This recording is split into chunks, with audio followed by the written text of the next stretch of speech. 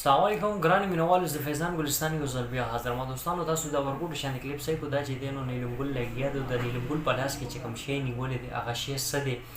او دا د شي سره څه کوي نو زه به تاسو سره د ټولو خبره په دې ویډیو کې شیر کوم دوستانو تاسو تر اوسه ورته زما یوټیوب چینل نه سبسکرایب کړئ نو پلیز تاسو ځان سره زما یوټیوب چینل هم سبسکرایب کړئ نو دوستانو راځو د نیلم ګل په لاس کې چې کوم شی نیولې دی د هغه متعلق خبر کوم نو دوستانو دا چې دینو تاسو د خپل د نن سبا ایڈوانس تور دی جدید تور دی په دې کې هر یو شی به تاسو ته ملاویږي هر یو داسې چې دینو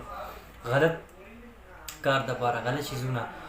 نو دا اول بچی دینو هوکې به وي بیا بچی دینو شیشې راغلي وي هغه د پیپونو والا به هغه وسکل نن سبا آسان طریقه د ورکوټ چې دینو د سنټو بوتلو په شانتي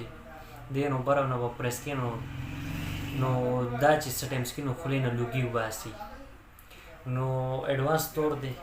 دا هم چې دینو ډیر غټ چې دینو سویم بیا چې دینو په دې باندې خبره زما بدی لګي خو خیر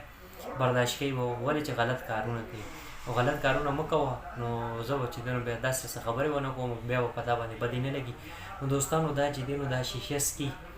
او شیشه په څه وجه باندې سکي خوشحالۍ سره سکي خوشحالۍ څه ده خوشحالۍ دا ده چې فاطمه ګل او مراد سره د دې